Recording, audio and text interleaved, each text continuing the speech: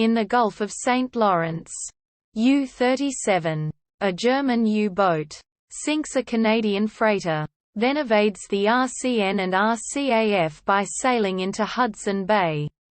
While a raiding party of 6 is ashore in search of food and fuel, the U-boat is sunk by RCAF bombers. The 6 survivors set out for the neutral United States, led by Lieutenants Hirth and Kunicke, when a float plane is dispatched to investigate reports of the sinking. The Germans open fire, killing the pilot and some of the local Inuit. They steal the aircraft, but cannot achieve takeoff because they are overloaded.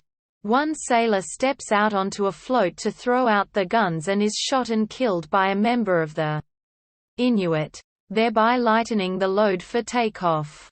Heading south, the float plane runs out of fuel and crashes into a lake in Manitoba, killing Kunicke. The Germans are welcomed to a nearby Hutterite farming community.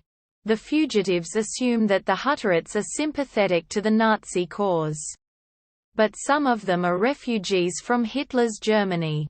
And Hirth's fanatical speech is eloquently refuted by Peter, the community's leader. One of the sailors, Vogel, would rather join the community and ply his trade as a baker. But he is tried by Hirth and summarily executed for desertion and treachery. Hirth, Lorman and Kranz arrive in Winnipeg. Hirth decides they will travel west to Vancouver and catch a steamship for Japan. They hijack a car, then take a train that stops in Banff, Alberta. During Banff Indian Days, a Canadian Mountie addresses the crowd and Kranz is arrested when he panics, fleeing across the Rocky Mountains.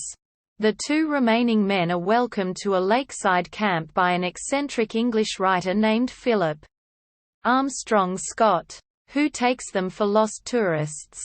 They turn on him, burning his manuscript and his precious paintings.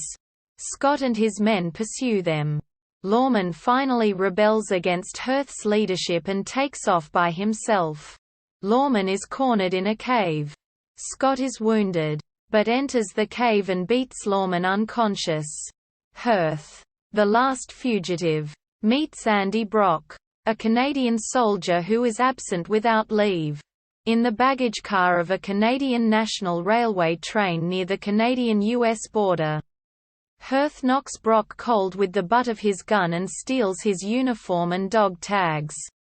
After the train crosses into the United States at Niagara Falls, Hirth surrenders his gun to a U.S.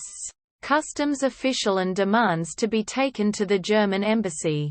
Brock explains that Hirth, now world-famous, is wanted in Canada for murder, and points out that neither of them is listed on the freight manifest the Americans send Hirth and Brock back to Canada. As the train returns over the bridge, Brock dons his uniform cap, tells Hirth to put his hands up, and a solid punch is heard.